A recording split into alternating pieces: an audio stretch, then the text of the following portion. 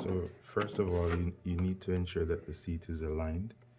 Ensure the plastic screw is in. Turn it, ensure it's fully set. And at the back, you're going to need to position the screwdriver to slightly push down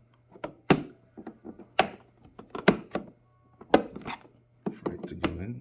Yeah. And you repeat for the other side.